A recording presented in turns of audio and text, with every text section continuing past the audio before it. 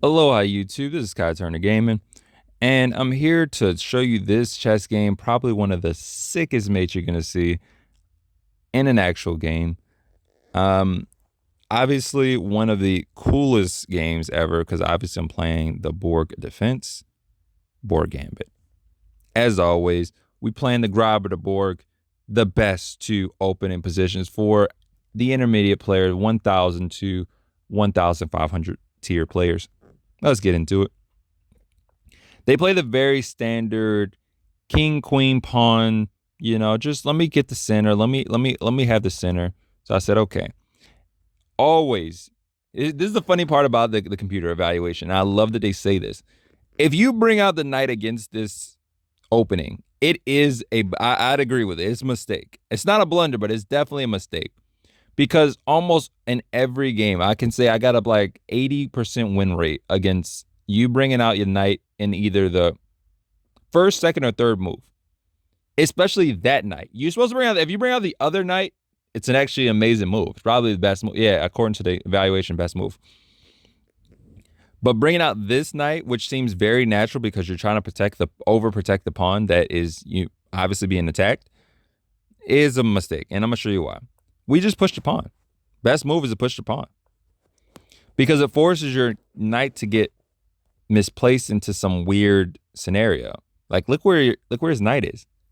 Not only is his knight on a rim, which is very dim, his knight's just not doing anything.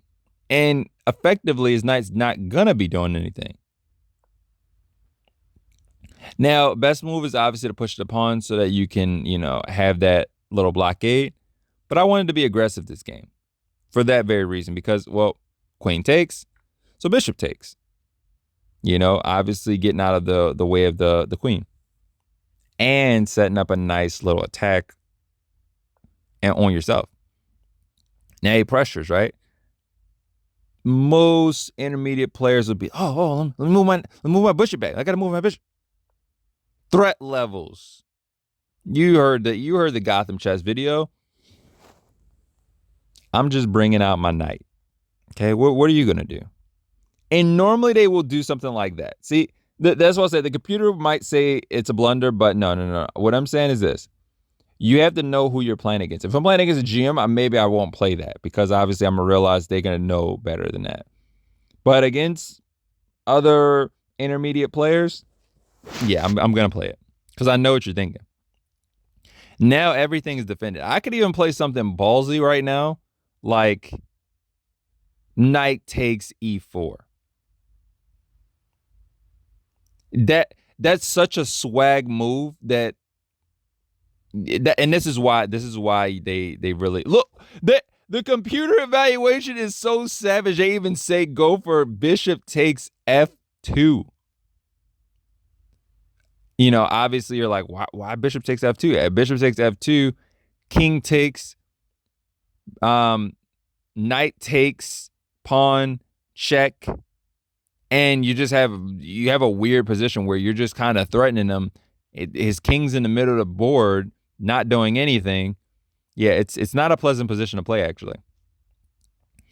So in this vision, yeah, it looks like it's very disjointed and his pieces really don't have anywhere to go. I bring the rook in. Second best move. The computer actually says to take the rook. That's the best move. He doesn't take the rook.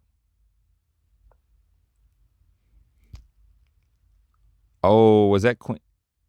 No, he's not trapped. He's not trapped. Okay. I was like, is it trapped? They still want you to go for that bishop takes pawn. I'm gonna remember that for next game. I like that. I love sacking pieces. Like now the sack, it wouldn't be a sack at all because I mean, he can't take back. Because he can't take back, well, I mean, where does he go? His bishop's blocking, so he has to go to one of those two squares. Ew. It's just nasty. Even if you're not completely lost, which you are, you're lost. You just put the game away. Now I bring the bishop back because I'm like, I don't really have any crazy threats. And then he does that. And I'm like, wow. So I just developed the normal way I normally develop as if I'm playing the gambit. Best move is to just play it the normal way. He takes, I take, And once he played that, I said, yep, this is game. I didn't have to calculate anything more than that. I literally didn't have to calculate anything more than that. Once he played that, I knew it was game. Take.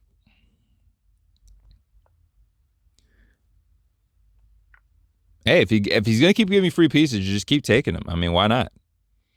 Now the uninitiated might get nervous right here and say, "Oh man, he's threatening queen takes rook check. Oh no, I'm scared." Just bring your rook up. It's such a nasty move because you're secretly threatening other things in the future with this move. And because your rook's protected by the pawn, you don't have to really worry about any like weird knight checks or anything like that. So he threatens with the bishop. Now I'm a little bit like, okay, that's not a bad move actually. I have to really think right. I had to do a little powwow right now. But notice, computer says this is a decent move, but it's not the best move. So I said, why would it say that? Because I'm just thinking in my mind right now for myself. Obviously can't see the computer evaluation in the game, but play knight up. I play rook up. Now, my thought process is, well, you're getting your rook out of danger, and you're still, you're threatening both pieces. Because you don't mind sacking your rook for material at this point, because clearly you're up. Queen threat's not really a thing because obviously, where's he going to check you at? And this is like a weird concept with just like intermediate players not understanding like the whole, gauge of stuff. His queen can't check me at all. He can't check on h8. He can't check on g8. So yeah, I'm okay with this move. He sacks the queen. Now, I realize that he probably didn't realize that my queen was in the corner right there. It's, it's very far away from the board. And most times in positions like that, you don't notice like a piece all the way over there. But that basically cemented the game. Notice how much points he lost for that. He went from a plus 2.5 to a minus 11.4. He lost way more than a queen. And why? Because, well, he's going to take back and I'm going to take the bishop. And in this position, not only am I up material, but even if none of my pieces ever got into the fray, it's just the threat of everything, right now. Like you have to keep tracking me just to maintain something. I mean, one of the best moves is even to sack the rook at this point. Notice. And I thought about it.